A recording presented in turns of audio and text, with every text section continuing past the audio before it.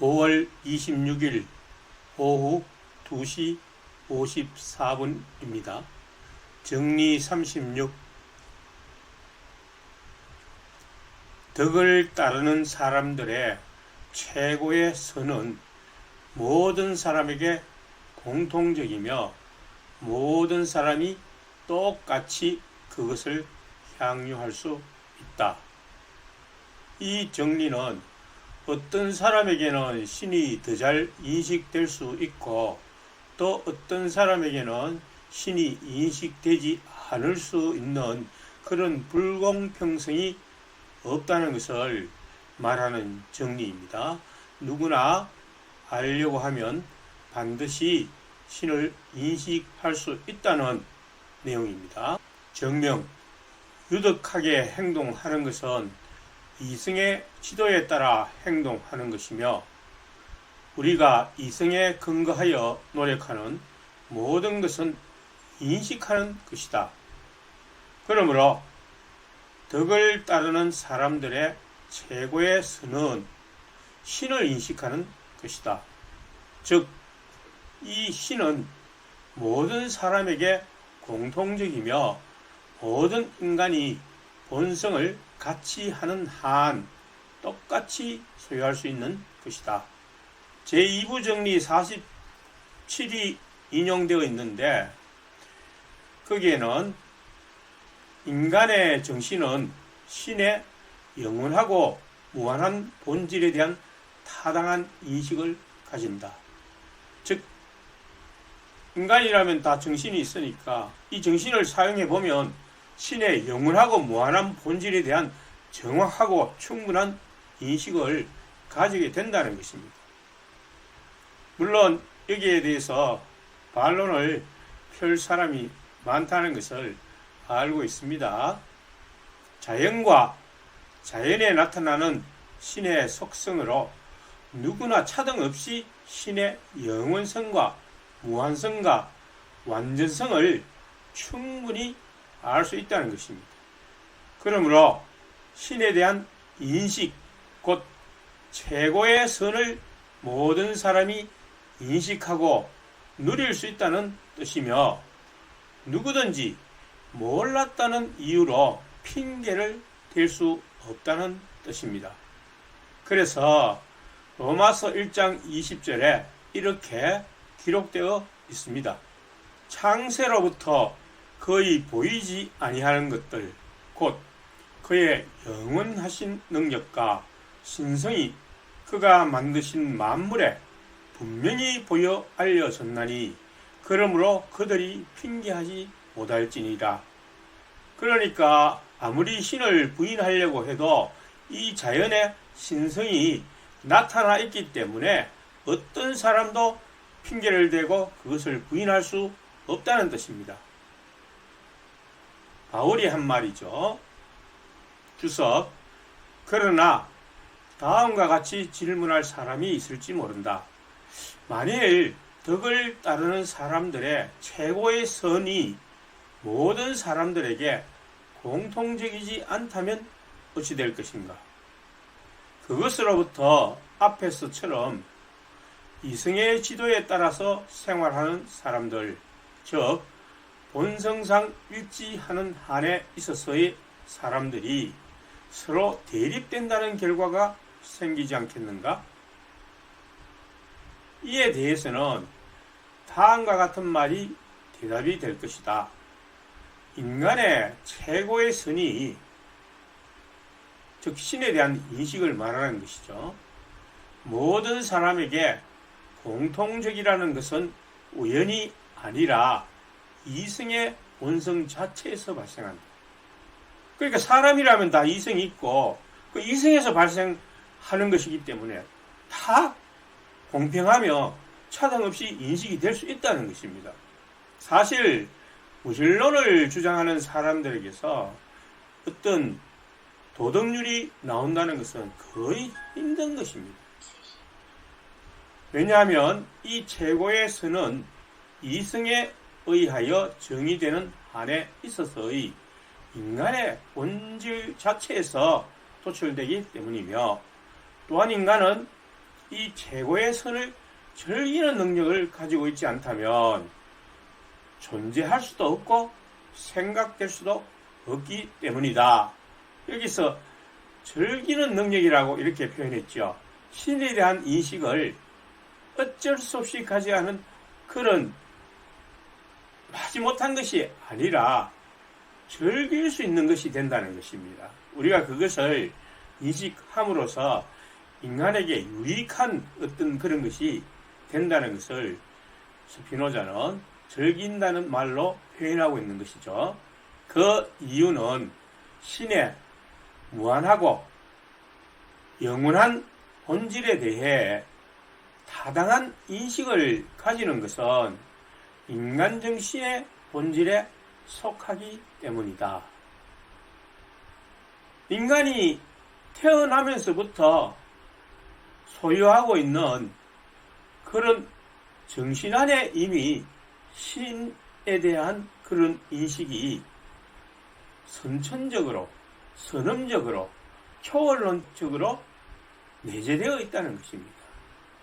로마서 1장 20절에 바울의 말에서 핑계치 못한다는 말이나 스피노자가 신에 대한 인식이 모든 사람에게 공통적이라는 말은 같은 것입니다. 신에 대한 인식에 대해 바울은 핑계치 못한다고 했고 스피노자는 인간 정신의 본질이라고 한 것입니다.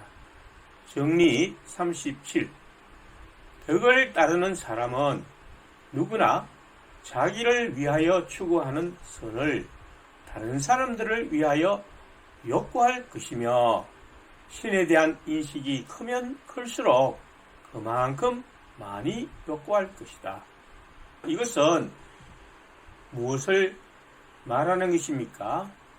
쉽게 말하면 기독교에서 전도를 하는 정신을 말하는 것입니다. 스피노자는 이러한 원리를 종교에 많이 적용시키고 있다고 자신이 스스로 말합니다. 다음에 그 내용을 다루게 될 것입니다. 정명, 인간은 이성의 지도에 따라 생활하는 한 인간에게 가장 유익하다. 그러니까 우리가 이 말을 스피노자의 특별한 말로 생각할 필요 없이 우리가 그냥 간단하게 생각해보면 압니다. 우리가 모든 사물에 대해서 정확하게 만약 알고 있다면 그럼 최선의 방법이 무엇인지 알고 있다는 뜻이 되잖아요. 그러니까 그 방법에 따라서 생활하는 것이, 살아가는 것이 가장 자기한테 도움이 되겠죠. 그 말입니다. 그러므로 이성의 지도에 따라 우리는 필연적으로 인간으로 하여금 이성의 지도에 따라 생활하도록 노력할 것이다. 그러니까 그것이 가장 유익하니까 자신은 그 이성의 지도에 따라서 생활하도록 노력하게 될 것이고, 그 다음, 그런데 이성의 지령에 따라 생활하는 각자, 즉 덕을 따르는 각자가 자기를 위하여 추구하는 선은 인식하는 것이다. 즉 자기가 알고 있는 것에 대해서 그렇게 추구한다는 것입니다. 그러므로 덕을 따르는 각자는 자기를 위해서 욕구하는 선을 다른 사람을 위해서도 욕구할 것이다. 내한테 유익하니까 다른 사람에게도 유익을 베풀어 주는 것이 마땅히 이성의 지시이기 때문입니다. 그렇게 해야만 자기도 더 유익하게 될 수 있기 때문입니다. 자, 그 증명이 다음에 나옵니다. 또 다음으로 욕망은 정신에 관계하는 한 정신의 본질 자체이다. 맞죠? 이것은 3부에서 주제로 계속 다룬 것입니다. 욕망, 코나투스는 정신의 본질 자체라고 다루었습니다.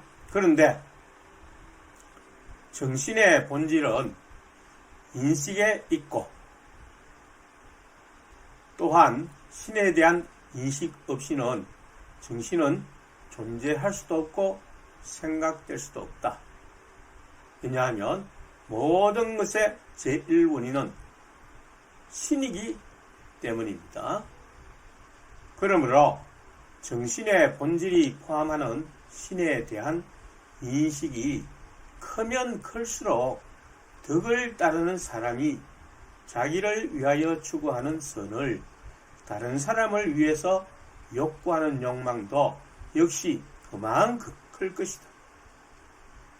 QED 정명의 내용을 요약하면 최고의 선은 신을 인식하는 것이고 동시에 최고의 선이란 최고의 유익을 주므로 다른 사람들이 그러한 유익을 얻도록 신을 인식시키는 것이다.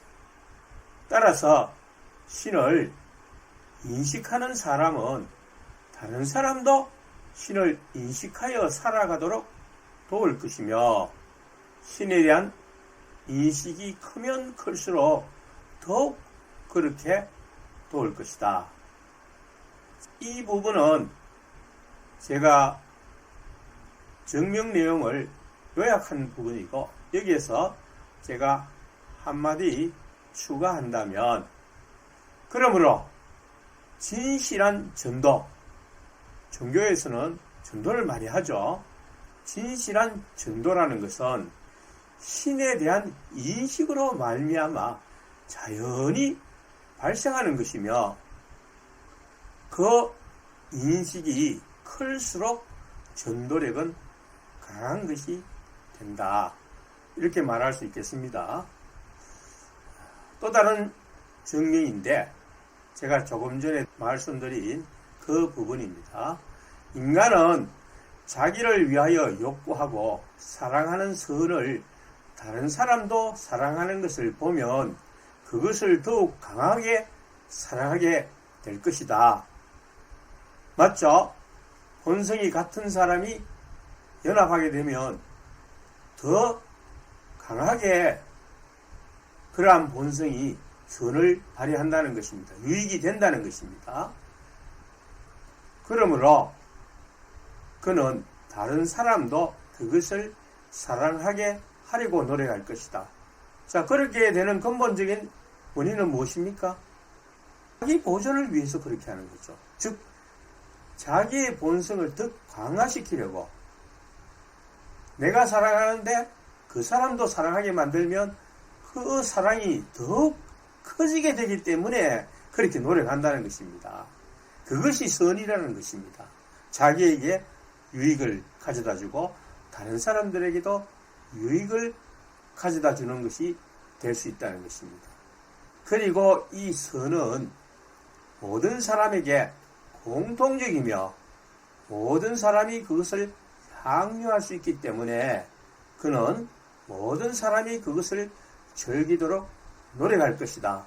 먼저 인식한 사람이 다른 사람들에게 신을 인식시키게 함으로써 모든 사람이 그렇게 즐기도록 하고 자신은 더욱 더 많이 즐길 수 있다는 것입니다.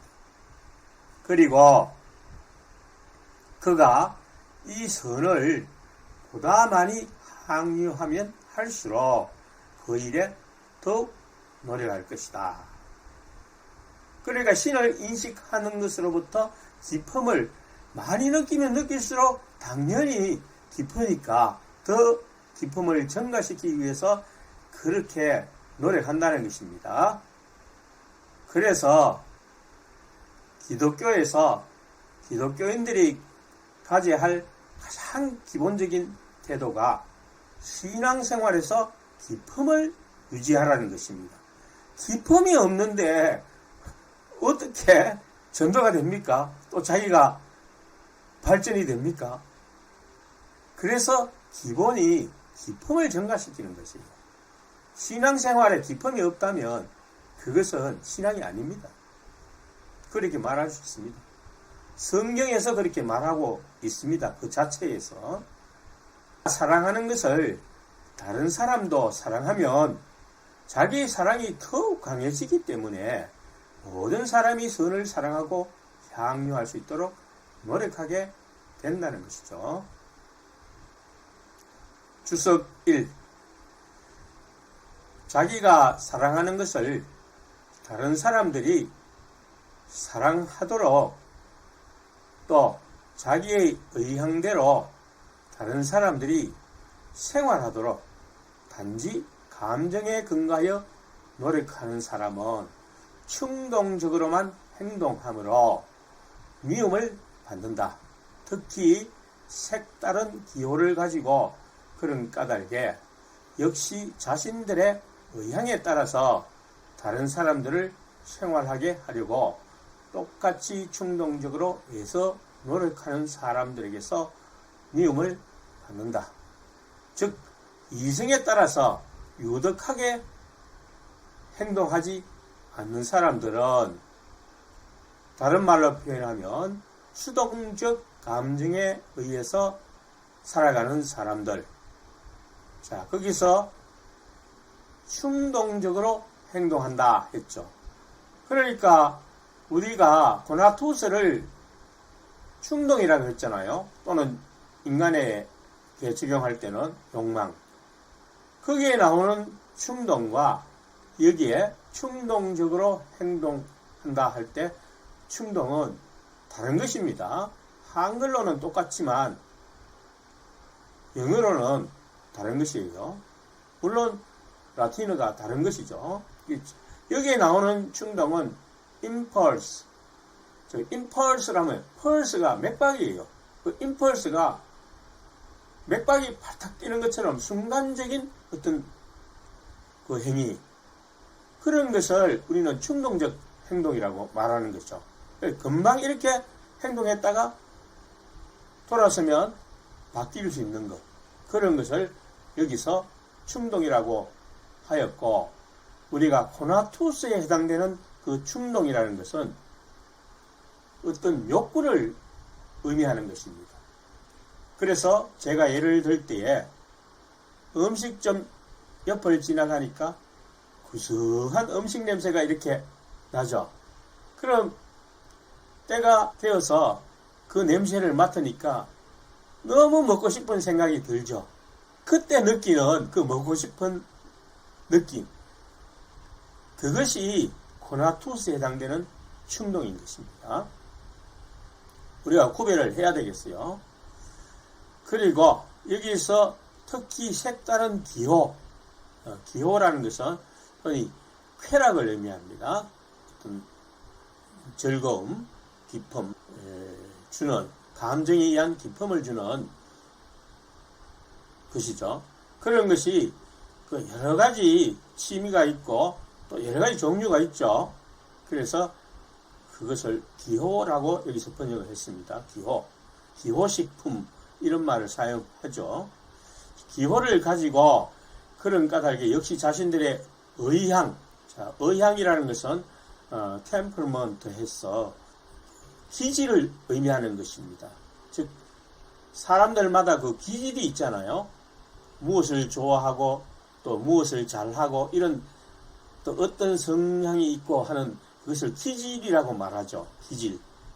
그래서 자신들의 의향, 의향이라 하면 의도 뭐 그런 의미가 있는데 여기서 의향이라는 것은 그 사람의 기질을 말하는 것입니다. 그 기질에 따라서 다른 사람들을 생활하게 하려고 똑같이 충동적으로 애써 노력하는 사람들에게서 미움을 받는다. 우리가 이성에 의해서 행동하는 사람은 선을 유발시키기 때문에 미움을 받을 수는 없습니다. 사실상. 물론 충동적으로 행동하는 사람들에게 충동적 감정에 의해서, 수동적 감정에 의해서 혹은 정념에 의해서 행동하는 사람들에게 잘못 인식에 대해서 일시적으로 미움을 받을 수는 있지만 결국 가서는 이성에 의해서 행동하는 사람이 미움을 받을 수는 없는 것입니다. 그래서 정의가 반드시 이긴다라는 말이 여기서부터 출발하는 것입니다. 여기에서 나온 것입니다. 그것은 결과적으로 확실한 것이기 때문에 그렇습니다. 이성으로 신을 인식하지 못하고 충동적 감정으로 자신의 기질에 따라 행동하는 사람들은 마찬가지로 또 다른 충동적 감정을 가진 사람들에 의해 미움을 받게 되는 것입니다. 서로 기호가 다르고 자기 기질을 주장하고 이렇게 되기 때문이죠. 또 인간이 감정에 근거하여 추구하는 최고의 선은 종종 한 사람만 향수할 수 있는 그런 것이기 때문에, 왜냐하면 기질이 다 다르고 그 기품을 느끼는 종류가 다 다르죠. 쾌락을 느끼는 종류가. 그러니까 소수의 사람, 한 사람만 향수할 수 있는 그런 것이 된다는 것이에요. 그것을 사랑하는 사람의 마음은 불안정하고 자기가 사랑하는 것에 대한 칭찬을 늘어놓는 것을 기뻐하면서도 다른 사람들이 야, 특별한 취미를 가지고 있네, 그렇게 말한다면 기뻐하면서도 동시에 사람들이 그것을 받는 것을 두려워하게 된다. 즉 충동적 감정의 기질은 공통성이 없기 때문에 불안정하고 한편으로 칭찬을 받을지 모르지만 다른 한편으로 다른 사람이 자기와 같은 기호를 가지게 되는 것을 두려워하게 된다는 것입니다. 그러나 이성에 근거하여 다른 사람들을 이끌려고 노력하는 사람은 충동적으로가 아니라 인내적으로 및 선의적으로 행동하며 그의 마음은 지극히 확고하다. 확고할 수밖에 없죠. 정확한 지식에서 타당한 인식에서 나왔기 때문이죠. 또 우리가 신의 관념을 가지고 있는 한에 있어서, 즉 우리가 신을 인식하고 있는 한에 있어서, 즉 모든 타당한 인식의 근원은 어디에서 나오는 것입니까? 제1원인인 신을 인식하는 데서 오기 때문이라는 것입니다. 그러한 우리가 원인이 되어 욕구하고 행하는 모든 것을 나는 종교에 돌린다. 즉 종교의 역할이라고 생각한다는 것입니다. 종교에 관련시킨다. 그 영문 번역에서는 relate to라고 되어 있습니다. 종교의 역할이라고 생각한다는 뜻입니다. 우리가 이성의 지도에 따라 생활함으로 인해 생기는 선행을 하려고 하는 욕망을 나는 도의심이라고 부른다. 흔히 도덕, 도의, 도의심 이런 말로 표현이 된다는 거죠. 다음에 이성의 지도에 따라 생활하는 사람이 다른 사람들과 친교를 맺는 데 근거가 되는 욕망을 나는 단정심이라고 부르며, 단정심이라는 이 말은 우리 국어에서 조금 거리가 좀 먼 것 같아요. 왜냐하면 단정하다는 것은 외모가 깨끗하게 흠잡을 데 없는 것을 우리가 단정하다고 하죠. 그런데 여기서는 being honorable 해서 명예나 존경심이 타당한 것 같습니다. 그래서 나는 다른 사람들과 친교를 맺는 데 근거가 되는 그 욕망이 존경 또는 명예라고 이렇게 부른다는 것입니다. 또 이성의 지도에 따라 생활하는 사람들이 칭찬하는 것을 명예스럽다, 존경한다고 한다는 거죠. 단정하다는 것은 우리 국어적 표현이 아닌 것 같습니다. 이에 반하여 친교를 맺는데 상충되는 것을 나는 불명예스럽다, 치욕스럽다 라고 한다고 해야지 비열하다. 비열하다는 그래도 단정하다보다는 조금 낫네요. 비열하다. 상충되는 것은 좀 불명예스럽고 치욕스럽다고 한다. 이렇게 여기 명예나 존경심과 반대되는 용어이기 때문에 그렇게 번역하는 것이 좋을 것 같습니다. 그 밖에 또 나는 국가의 기초가 무엇인지도 밝혔다. 국가를 하면 꼭 현재 우리가 부르는 그 나라 형태, 대한민국이라는 그 나라만을 의미한다기보다는 더 어떤 공동체, 큰 공동체, 부족 사회일 수도 있고 부족 국가일 수도 있고 시민 사회일 수도 있다고 생각하면 되겠습니다. 또 참된 덕과 무능력의 차이는 앞에서 말한 것에 의하여 쉽게 파악될 수 있다. 그러니까 스피노자는 덕과 무능력을 서로 대립되는 것으로 보고 있죠. 왜냐하면 덕 자체가 능력이라고 보기 때문입니다. 이성에 의한 행동이기 때문에 그 자체가 능력을 가지고 있다는 것입니다. 근데 덕을 베풀지 못한다면 그것은 능력이 없고 인식 부족이라는 것입니다. 즉 이성을 제대로 사용하지 못했다는 것이죠. 말하자면 참다운 덕은 이성의 지도에 따라 생활하는 것 이외의 다른 어떤 것도 아니다. 즉 이것이 능력이다. 그 말입니다. 그러므로 무능력은 인간이 자기의 외부에 있는 사물에 의해 휘둘리며 그 자체만으로 고찰된 자기의 본성이 요구하는 것이 아니라 외부 상황의 일반적 상태가 요구하는 것을 행하도록 외부의 사물에 의하여 결정되는 데에만 있다. 수동적이다라는 뜻이죠. 제가 또 빨간 표시를 해야 되는데 잊어버렸습니다. 수동적이다라는 말은 본문에 나오지 않습니다. 제가 삽입한 것입니다. 그래서 우리가 어떤 공동체나 어떤 단체나 어떤 조직 생활을 하더라도 단순히 그 조직의 그 룰을 따라가는 것은 분위기에 의해서 혹은 그 외부의 그 룰에 의해서 따라가는 것이니까 그건 전부 수동적인 것입니다. 그래서 그것은 진정한 이성의 지시가 아닌 것입니다.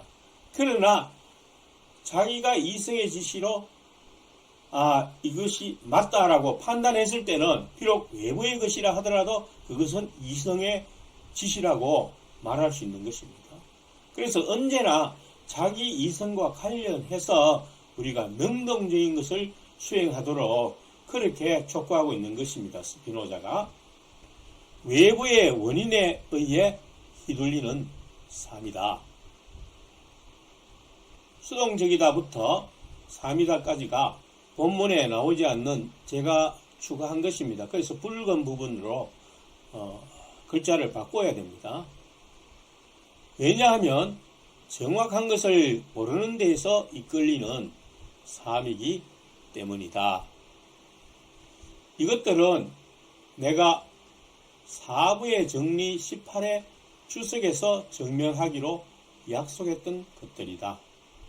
이것으로부터 동물의 도살을 금하는 그 규정이 건전한 이성에 의해서라기보다 오히려 근거 없는 미신과 여성적인 동정의 기초를 두고 있음이 명백하다.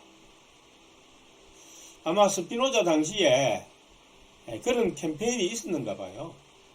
동물 고기를 먹여서는 안 돼, 동물을 죽여서는 안 돼, 그런 캠페인이 있었는가 봐요. 마치 요즘 동물 보호 캠페인에서 모피 옷을 입으면 안 된다, 모피 옷을 입지 말자, 동물을 사랑해야 한다, 뭐 이런 캠페인하고 비슷한 캠페인이 있었는가 봐요. 물론 스피노자 당시에 그 나라에 불교가 있었는지는 모르겠지만 불교에서는 살생을 금하니까 어떤 고기도 못 먹게 하죠. 그러나 불교를 생각해서 이 말을 한 것 같지는 않습니다. 보니까 아마 그런 캠페인이 있었는 것 같아요. 어쨌든 도살을 금하는 규정이 이성에 의한 규칙이 아니라는 것을 지금 스피노자가 주장하고 있습니다. 즉 동물을 죽이지 말자는 것은 하나의 미신이요, 여성적인 동정, 어떤 건전한 이성에 의한 그 연민이나 동정이 아닌 여성적인 동정이라는 이런 말로 표현하는 것으로 봐서 여성에 대한 여전한 성차별적인 시대에 살고 있었음을 알 수 있죠. 기초를 두고 있음이 명백하다. 우리의 이익을 추구하는 이성적 원리는 인간과 결합할 필요성을 가르치지만, 왜냐하면 이성적 원리는 본성이 같은 사람과 어울려 사는 것을 가르치고 있답니다. 그러니까 인간과 결합할 필요성을 가르친다는 것이죠. 동물 혹은 인간의 본성과 다른 본성을 가진 것과 결합하도록 가르치지는 않는다. 우리는 동물이 우리에 대하여 가지는 것과 동일한 권리를 동물에 대하여 가지고 있다. 진실로 각자의 권리는 각자의 덕 또는 능력에 의해 한정되기 때문에 인간은 동물이 인간에 대하여 가지는 권리보다 훨씬 큰 권리를 동물에 대해서 가지고 있다. 즉, 인간은 이성이 있기 때문에 덕이나 능력이 이성이 없는 동물보다 더 크다는 것입니다. 이성에 의해서 한정된다는 것이에요. 그 권리가. 그러니까 동물보다 인간이 이성이 있으니까 그 권리가 더 크다는 거죠. 나는 동물에게 감각이 있다는 것을 부정하지 않는다. 즉 말해서 동물도 아픔이나 그 고통을 느낄 수 있다는 것은 인정을 한다는 것입니다. 특히 포유류는 고통의 감정을 가지고 있다고 우리가 봅니다. 왜냐하면 개를 잡을 때나 소를 도살할 때에 소가 도살장에 안 끌려가려고 굉장히 애를 쓰죠. 그거 벌써 자기가 안 죽으려고 고통을 알고 있기 때문에. 그러나 나는 그 때문에 우리가 우리의 이익을 고려하고 동물을 마음대로 이용하며 또한 우리에게 가장 편리하도록 그것들을 다루지 않는 것이 허용되지 않는다는 것을 부정한다. 그렇다고 해서 동물 잡는 것을 못하게 하거나 또 동물을 부려가 일을 할 수 있는 것을 못하게 하는 것을 인정하지 않겠다는 것입니다. 왜냐하면 그것들은 본성상 우리와 일치하지 않으며 본성상 우리와 일치하지 않다는 거죠. 어떤 점에서? 인간은 본성이 이성을 사용하는 것이잖아요. 동물들은 이성이 없으니까 본성상 다르다는 거죠. 따라서 그것들의 감정은 본성상 인간의 감정과 다르기 때문이다. 그러니까 다르다고 스피노자는 판단하는 거죠. 동물의 느끼는 아픔이나 고통과 인간이 느끼는 고통과 아픔은 다른 것이다. 본성이 다르니까 고통도 다른 것이다. 이렇게 판단하는 거죠. 이제 나에게는 정의는 무엇이고 불의는 무엇이며 죄는 무엇인지, 그리고 마지막으로 공적이 무엇인지를 설명하는 일이 남아있다. 이것에 대해서는 다음의 주석을 참고하라. 스피노자는 도축 금지를 반대하고 있다는 것을 알 수 있습니다. 도축을 금지하는 캠페인은 동물도 도축의 과정에서 고통을 느낀다는 것이 큰 이유인데, 스피노자는 동물의 감정이 인간의 그것과는 본성이 다르기 때문에 다르다고 주장합니다. 그런데 구약 성서에서는 인간이 지상에 번창하면서 양식이 부족한 경우를 대비해서 도축을 허용하고 있다는 점에서 스피노자의 견해와 일치합니다. 동물을 잡아먹을 수 있다는 거죠. 그러나 불교에서는 살생을 금지한다는 이유로 벌레 잡는 것도 제약시하고 있습니다.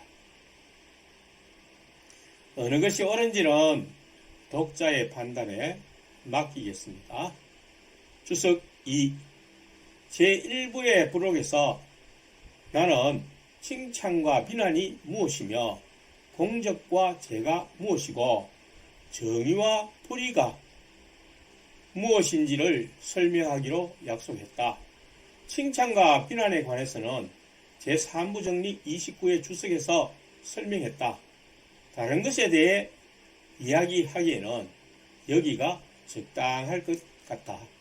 그러나 먼저 인간의 자연 상태와 시민 상태에 관하여 간단히 논술할 것이 있다. 인간은 모두 최고의 자연권에 의하여 존재하며 따라서 각자는 자기의 본성의 필연성에서 나오는 것들을 최고의 자연권에 의하여 무엇이 선이고 무엇이 악인지를 판단하며 자기의 뜻에 따라 자기의 이익을 꾀하고 복수하며 또한 자기가 사랑하는 것을 보존하고 자기가 미워하는 것을 파괴하려고 노력한다. 여기까지는 평이한 말로 연결이 되기 때문에 전혀 어려운 부분이 없습니다. 만일 인간이 이성의 지도에 따라서 생활했다면 각자는 타인을 조금도 해치지 않고 자기의 이 권리를 향수했을 것이다. 그러나 인간은 감정에 예속되어 있으며 이 감정은 인간의 능력 또는 덕을 훨씬 능하기 때문에 서로의 도움을 필요로 하는 동안에 서로 대립한다. 즉 인간은 이성의 지도에 따라서 생활하기만 한다면 모두에게 유익하다는 거죠. 다른 사람을 해치는 일도 없다는 것입니다. 그런데 인간은 감정에 예속되어 있어서 감정의 노예가 되어 있으므로 이 감정이 인간의 능력이나 덕을 훨씬 능가해버린다. 이성의 지도를 능가해버린다는 것입니다. 그래서 인간이 감정의 노예가 된 상태에서 자유를 필요로 한다는 것을 스피노자가 말하려고 하는 것입니다. 서로의 도움을 필요로 하는 동안에 서로 대립한다. 감정 때문에 인간과 인간끼리 도움을 서로 주어야 하는데 서로 반목하고 대립하는 상태가 발생해 버린다는 것입니다. 그 원흉이 누굽니까? 바로 수동적 감정이죠. 그러므로 사람들이 화합하여 생활하고 서로 원조할 수 있기 위해서는 그들이 자기의 자연권을 포기하고 다른 사람에게 피해를 줄 수 있는 어떠한 것도 하지 않을 것이라고 서로를 확신시키는 것이 필요하다. 이러한 감정의 예속 때문에 이러한 절차가 필요하다는 것입니다. 여러 감정에 필연적으로 예속되어 있으며 변덕스럽고 변하기 쉬운 사람들이 서로를 확신시키고 서로 신뢰할 수 있는 일이 어떻게 일어날 수 있는가 하는 것은 정리 7과 제3부의 정리 39에 의해 명백하다. 거기에서 증명한 것처럼 어떠한 감정도 그것보다 더 강력하며 그것과 반대되는 감정에 의해서가 아니면 억제될 수 없고 각자는 보다 큰 해악에 대한 두려움 때문에 해악을 행하는 것을 그만두게 된다. 즉 여기서는 어떤 감정이 일어나면 그 감정을 제어하기 위해서는 그것과 반대되는 더 큰 감정이 있어야만 그것이 억제될 수 있다는 것입니다. 그것이 아니면 억제될 수 없다는 것입니다. 따라서 각자는 자신이 가진 그 감정을 제어하기 위해서는 이런 감정이 일어나지 않는 한 무엇이 필요하다는 것입니까? 두려움 때문에 해악을 행하는 것을 그만두게 해야 한다는 것입니다. 그 감정을 행동으로 옮겼을 때 일어나는 일에 대해서 책임을 지게 하려면 그것에 대한 더 큰 벌을 받는다.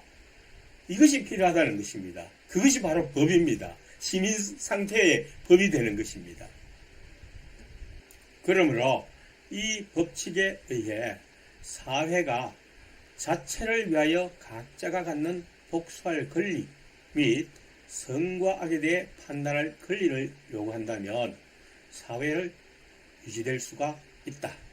그러니까 자기가 받은 피해 또 그리고 자기의 권리, 선악에 대한 판단의 권리를 요구하려면 이런 법이 있어서 그 법을 복종하는 한 이 사회가 유지가 될 수 있다는 것입니다. 이런 식으로 사회는 공통적인 생활 규칙을 규정하며 법률을 제정하고 유지할 힘을 가지고 있는데 법률을 유지하는 것은 감정을 억제할 수 없는 이성에 의해서가 아니라 이 법률은 이성으로 해야 할 일을 이성이 하지 못하기 때문에 그 이성을 대체해서 법률이 발생했다. 그런 뜻입니다. 사람이 각자가 이성을 사용하면 법 없이도 살 수가 있다는 말이 바로 그 말입니다. 이성을 제대로 사용하는 사람을 두고 법 없이도 살 사람이다. 이렇게 우리가 표현을 하는 것입니다. 형벌의 위험에 의해서이다. 벌을 받으니까 할 수 없이 자기 감정을 억제해야 한다는 것입니다. 법률과 자기 보존의 역량에 의해 확립된 이 사회를 국가라고 부르며 국가가 국가의 법률에 의해 보호되는 자를 시민이라 한다. 그 당시에는 아마 시민이라는 이 용어가 통용된 것 같아요. 지금은 시민이라고 보통 사용 안 하죠. 뭐라고 합니까? 국민이라고 하죠. 그래서 국민권리권익위원회라고 명칭을 붙여야 하는데 시민권리권익위원회라고 명칭이 붙어 있어요. 보면은 아마 그것은 어떻게 들으면 그렇게 표현하는 것이 마치 이런 철학책에서 빌려온 것 듯한 느낌을 주기 때문에 조금 세련되고 고급스럽게 보이기는 합니다. 그러나 국민이라는 용어를 더 많이 사용하죠. 인간이 처한 상태를 자연상태와 시민상태로 분류할 때 서로 모여 공동으로 사는 시민상태가 되기 위해서는 이성에 의해서가 아니라 법이 필요하고 법과 자기 보존의 역량에 의해 확립된 사회를 국가 그리고 국가의 법률에 의해 보호와 지배를 받는 자를 시민, 국민이죠. 시민으로 정의하였습니다. 이것으로부터 자연 상태에서는 모든 사람의 동의에 의해서 선 또는 악이 되는 것이 아무것도 없음을 우리는 쉽게 이해할 수 있다. 인간의 자연 상태에서는 어떤 사람들이 동의하기 때문에 그 동의를 따라가는 것이 아니잖아요. 자기가 정한 대로 마음대로 해버리는 것입니다. 왜냐하면 자연 상태에 있는 각자는 오직 자기의 이익만을 꾀하고 자기의 뜻대로 그리고 단지 자기의 이익만을 고려하는 한에 있어서만 무엇이 선이고 무엇이 악인지를 결정한다는 거죠. 자기한테 덕이 되면 그건 유익한 것이니까 선이고 좋은 것이고 자기한테 해가 되면 그건 나쁜 것이야. 이렇게 결정할 수 있다는 것입니다. 어떠한 법률에 의해서도 자기 이외의 누군가에게 복종하도록 구속되지 않기 때문이다. 그러므로 자연 상태에서는 죄가 생각될 수 없다. 왜냐하면 법이 존재하지 않으니까. 자기가 곧 법이니까. 그러나 일반적 동의에 근거하여 무엇이 선이고 무엇이 악인지가 결정되어 각자가 국가에 복종해야 할 의무가 있는 시민 상태에서는 죄가 정해진다. 그러므로 죄는 불복종일 뿐이며 그런 까닭에 그것은 오직 국가의 법에 의해서만 처벌된다. 이에 반하여 복종은 시민의 공적으로 간주된다. 즉 공훈, 메릿, 공훈을 의미하고 있습니다. 왜냐하면 그 때문에 시민은 국가의 편익을 이용할 만한 가치가 있다고 판단되기 때문이다. 그 법률의 복종을 잘하는 사람을 우리는 의인이라고 칭합니다. 그래서 국가에서 제공되는 여러 가지 편익을 누릴 수 있다는 것이죠. 법을 존중하고 지키는 한 그렇게 누릴 수 있다는 것입니다.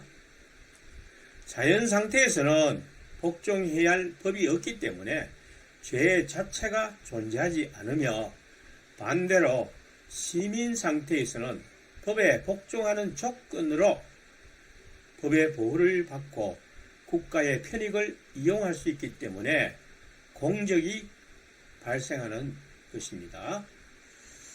또 자연 상태에서는 그 누구도 일반적 동의에 의하여 어떤 것의 주인이 될 수 없으며 또한 자연에서는 이 사람에게 속하고 저 사람에게는 속하지 않는다고 말할 수 있는 것이 아무것도 없다. 그러니까 어떤 것을 가지기 위해서 누구의 동의를 얻어야 됩니까? 아니죠. 자기가 그냥 가져가면 됩니다. 또 소유권 자체가 없습니다. 언제든지 자기가 사용하면 되는데 그 소유권이 뭐가 필요합니까? 다만 시민 상태에서는 국가가 있는 상태에서는 소유권이라는 게 필요하죠. 왜냐하면 소유권이라는 것 자체가 모든 사람에게 공평하는 것이에요. 이것은 내 것이니까 내게 허락을 받지 않는 이상 여러분들은 사용할 수 없습니다. 라고 공표하는 것이 바로 소유권입니다. 오히려 모든 것이 모든 사람의 것이다. 그렇죠. 소유권이 없으니까 누구나 사용해도 된다는 것입니다. 따라서 자연 상태에서는 각자가 각자의 것을 주려고 하거나 어떤 사람에게서 그의 것을 빼앗으려고 하는 의지는 생각될 수 없다. 소유권이 없는데 빼앗기고 빼앗는 것이 어디 있습니까? 그냥 가져가면 되는 것인데. 맞죠? 그래서 완전한 이상적인 사회는 이런 자연 상태가 돼야 되는 것입니다. 법이 없는 상태. 누구라도 이성에 의해서 살아가는 상태가 되면 법이 필요 없죠. 빼앗거나 빼앗는 일도 없고 소유권도 없습니다. 누구든지 사용할 수 있고 누구든지 가져가도 되기 때문에 절도라는 죄가 존재하지 않습니다. 즉 자연 상태에서는 정의 또는 불이라고 말할 수 있는 것은 아무것도 없다. 자, 그러니까 그렇게 되려면 인간이 먼저 이성의 지시를 받는 완전한 사람이 되어야 하는 것입니다. 자연 상태는 소유권이 존재하지 않으며 계급이 또한 존재하지 않습니다. 누가 종이고 누가 주인입니까? 모든 사람이 다 주인이 되는 것이에요. 따라서 빼앗거나 뺏기는 의지는 존재할 수 없으며 정의와 불의는 존재하지 않는다. 그러나 일반적 동의에 근거하여 무엇이 이 사람의 것이고 무엇이 저 사람의 것인지가 결정되는 시민 상태에서는 그것이 존재한다. 소유권이 존재하고 계급이 존재한다는 거죠. 법이 존재한다는 것입니다. 이것으로부터 정의와 불의, 죄와 공적은 외면적인 개념이고 정신의 속성을 설명하는 본성이 아니라는 것이 명백하다. 그러나 이 문제에 대해서는 이것으로 충분하다. 이러한 차이는 인간이 처한 상태에 따라서 자연 상태인가 시민 상태인가 이런 상태에 따라서 발생하는 개념이기 때문에 우리 정신의 본질과는 관계가 없다는 것입니다. 정리 38로 넘어갑니다. 인간의 신체를 매우 많은 방식으로 자극받아 변화될 수 있는 상태로 만드는 것, 또는 인간의 신체로 하여금 외부의 물체들을 매우 많은 방식으로 자극하여 변화시키는 데에 유능하게 만드는 것은 인간에게 유익하다. 이제 드디어 주제가 다른 곳으로 넘어왔습니다. 인간 신체의 기능에 대해서 이제 설명하도록 하고 있습니다. 그리고 그것은 신체를 매우 많은 방식으로 자극받아 변화되는 것과 다른 물체들을 자극하여 변화시키는 데에 보다 유능하게 하면 할수록 그만큼 더 유익하다. 이에 반하여 신체를 이러한 일에 덜 유능하게 만드는 것은 해롭다. 우리 신체가 기능이 다양하게 숙련될수록 그만큼 인간에게 유익하다는 것입니다. 그러니까 위에서는 이성에 대해서 설명을 했잖아요. 그러니까 이제 신체의 기능적인 면에서 설명을 하고 있는 것입니다. 농사도 지을 줄 모르고 빨래나 식사를 준비하는 기능도 없으며 못질도 못한다면 자기에게 손해를 가져다 주는 행위일 뿐이죠. 다양한 기능을 가질수록 자기에게 더 유익한 것은 당연할 것입니다. 정리 39로 넘어갑니다. 인간 신체의 부분들이 서로에 대해 갖고 있는 운동과 정지의 비율이 유지되도록 하는 것은 선이다. 이에 반하여 신체의 부분들이 서로에 대해 운동과 정지의 다른 비율을 갖도록 하는 것은 악이다. 이제 신체를 그 물질적인 측면에서 운동과 정지의 입장에서 설명하고 있습니다. 흔히 심한 스트레스나 질병으로 인해 신체의 리듬이 깨진다는 말은 바로 정리 39의 신체의 각 기관들과 세포의 활동이 비정상적 상태가 되는 것을 의미하는데, 그러한 상태를 스피노자는 운동과 정지의 비율로 표현하고 있습니다. 정명도 같은 내용이고 별로 특별하게 신경 쓸 것은 없다고 봅니다. 한번 읽어보죠. 인간의 신체나 자신을 유지하기 위해 극히 많은 다른 물체들을 필요로 한다. 이것은 앞에서 다루었죠. 공기, 햇빛, 물, 음식, 그 외에 매우 많은 요소들을 필요로 하고 있습니다. 그러나 인간 신체의 형상을 구성하는 것은 신체의 부분들이 그것들의 운동을 서로 어떤 일정한 비율로 전달하는 데 있다. 그러한 모든 인간 신체에 필요한 음식물들은 결국은 뭐 하기 위해서 필요한 것입니까? 신체가 제대로 활동하기 위해서, 돌아가기 위해서 필요한 것이죠. 그러니까 그 돌아가는 것이 일정한 어떤 신체의 운동 비율과 정지로서 이루어지고 있다는 것입니다. 맥박은 1분 동안 몇 번, 심장은 1분 동안 몇 번 뛰고, 또 숨은 5분 동안에 몇 번을 쉰다. 이것이 대체적으로 정해져 있잖아요. 맞죠? 그러므로 신체의 부분들이 서로에 대해 갖고 있는 운동과 정지의 비율이 유지되도록 하는 것은 인간 신체의 형상을 유지하는 것이며, 따라서 인간의 신체가 많은 방식으로 자극받아 변화될 수 있게 하며, 또한 그것이 외부의 물체들을 많은 방식으로 자극하여 변화시킬 수 있게 하는 것이다. 그러므로 그러한 것은 선이다, 유익하다. 그러니까 우리 신체가 항상 일정한 형태를 유지하고 있어야 되겠죠. 얼굴에 상처가 나가 찌그러진다든지 팔이 떨어져 나간다든지 이렇게 형상이 변화되면 안 되겠다는 말이죠. 신체의 리듬이 정상적 상태를 유지할 때에 외부 물체에 대해 작용을 받을 수 있고 또한 줄 수 있습니다.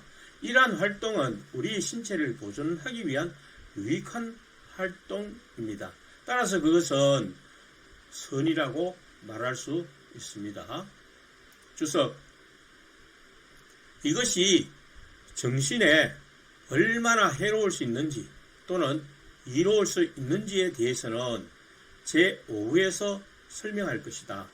그러나 여기에서 주의해야 할 것은 신체의 부분들이 서로에 대해 운동과 정지의 다른 비율을 갖게 되었을 때, 즉 리듬이 깨어졌을 때 나는 신체를 죽은 것으로 이해한다는 것이다.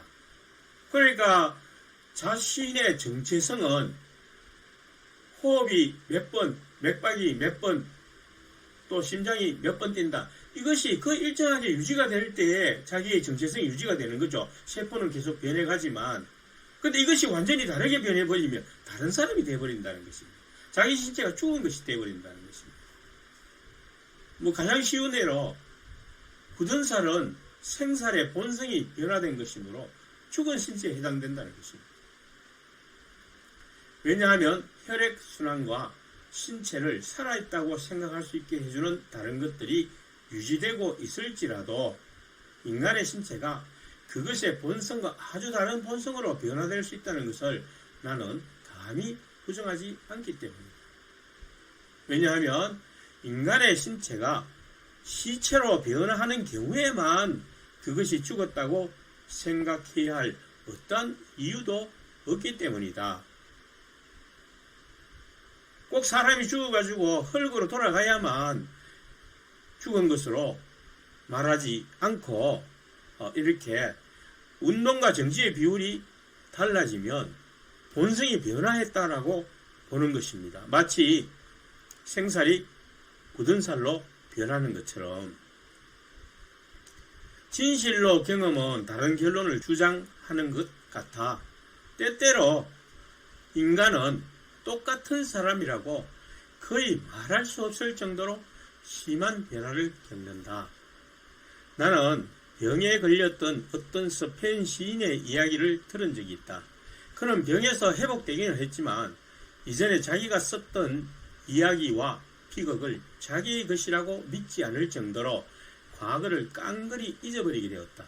그가 만일 모국어조차도 잊어버렸다면 그는 확실히 커다란 소화로 여겨졌을 것이다. 즉 몸은 어른이지만 실제로는 아기와 같다는 거죠. 어린이와 같다는 것입니다. 만일 이것이 믿을 수 없는 것으로 생각된다면 소아에 대해 우리는 어떻게 말해야 되는가? 어린이를 어떤 사람으로 우리가 정의를 내려야 되는가? 그 말이죠. 병원에서 오토바이 사고로 두뇌에 심한 상처를 받고 치료가 되긴 했는데 정신이 영 아닙니다. 나이를 물으면 52세인데 29살 이렇게 대답하는 것입니다. 그리고는 돌아다니면서 자기 침대가 아닌 다른 병실의 침대에 누워서 자기 침대를 우기는 것입니다. 그러니까 그 침대에 생활하는 사람이 화가 나겠죠. 그러니까 막 싸우고 이런 일이 계속해서 그 병원에서 발생하는 것입니다. 자, 이런 상태라면 그는 이전에 그가 죽은 것입니다. 본성 자체가 변한 것이라고 스피노자가 말하는 것입니다. 성인이 된 사람은 다른 사람에 의해서 자신에 관하여 추측하지 않는다면 자신이 예전에 소아였다는 것을 믿지 않을 만큼 소아의 본성이 자기의 본성과 매우 다르다고 믿는다. 그러나 미신적인 사람에게 새로운 문제를 제기할 재료를 제공하지 않기 위해서 나는 이 문제를 이 정도에 그치려고 한다. 어떤 성인이 어린이 행동을 보고 나도 어릴 때 저렇게 생각하고 행동했을까라고 의심할 만큼 어릴 때와 현재의 본성이 다르다고 믿는다. 여기에 어떤 사람들은 미신적 이론으로 이런 상태를 설득하려 들 것이기 때문에 스피노자는 그런 것들에 대한 그 논쟁을 피하기 위해서 더 이상 이야기하지 않고 다음 정리로 넘어가겠다는 것입니다. 정리 40. 인간의 공동사회에 도움이 되는 것 또는 인간을 서로 화합하여 생활하게 하는 것은 유익하다. 이에 반하여 국가의 불화를 가져오는 것은 악이다. 공동체의 평화를 가져오게 하는 것은 유익하며 불화하게 만든다면 해로움으로 악이 된다는 것입니다. 정명. 왜냐하면 인간을 화합하여 생활하게 하는 것은 동시에 인간을 이성의 지도에 따라 살게 하기 때문이다. 그러므로 그것은 선이다. 이에 반하여 불화를 일으키는 것은 악이다. 평화롭게 지내라는 것은 결코 수동적 감정이 아니라 이성의 지시인 것입니다. 따라서 평화는 선이고 불화는 악이 된다는 것입니다.